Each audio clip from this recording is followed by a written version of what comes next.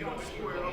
No, you don't square up. Talk to your wife, man. No, I've talked to my wife, and my wife, she told me, no, you don't tell me to get, oh, you want me to get your, hey, you don't put your hand on me. You know what's good for you? You stand about business. Don't call my wife.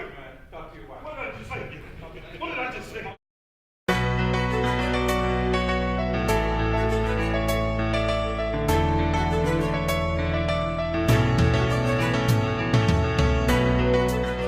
Forever Vigilant, LLC, Security and Safety in Places of Worship. We're here to learn from our flagship program, which is Protect the Flock. It's a two-day training that deals with security and safety in places of worship. Plus, we've added some scenarios to it because it's good to go to a training and get lectured to.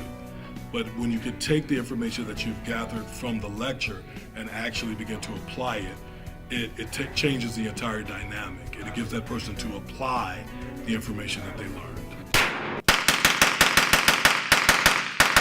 We're doing a lot of reality-based scenarios that are directly related to what church security teams do. And that's really the key, and that's what's beautiful about our program is it's not a program that was developed by Homeland Security or by law enforcement that's kind of been smashed and crashed into church security.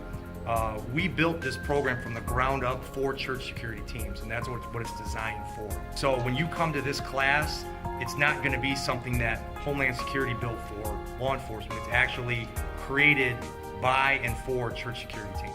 When you told everybody in your house of worship to close their eyes, raise their hands, and begin to sing, everybody, including your security team, did. I said, this is a moment, if I was a wolf, I could do anything I wanted to do to you right now. One thing that I love about these guys is that it's very applicable to the church. So many times when you go to these type of trainings, whether they're at police departments or even some through the government or whatever, they don't necessarily apply to a church, right? In a general corporate security sense, they do, but they don't apply to the church. And so there were a lot of takeaways today, things, whether it's policy and procedures, the importance of having your insurance company review, the step-by-step process that they gave to ensure that you have a complete program. There was a lot of takeaway things that I can take back to my church. You have folks that have come to you and said, hey, I'm a CPL holder or I'm a police officer, I want to carry in your church. And you say, hey, you know what, I'm giving you permission, and there's an expectation from the church that they are going to act. Everybody's with me. They are now employees of the church. As a police officer, we think this kind of training is not just a great thing for people to participate in, it's essential. This day and age, with what's going on out there, people need to be prepared to help themselves, to defend themselves.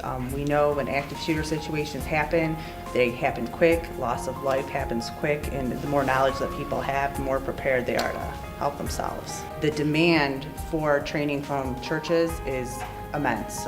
People want this kind of training. Churches, all houses of worship. So they've been asking us, and to bring in some experts, it's fantastic. Training and education. I cannot stress that enough. We can all say what we would do in a situation, but you don't know what you would do until that situation happens. And there's the opportunity of being able to do it proficiently and effectively and correctly comes into play when you're educated and when you're trained to do it.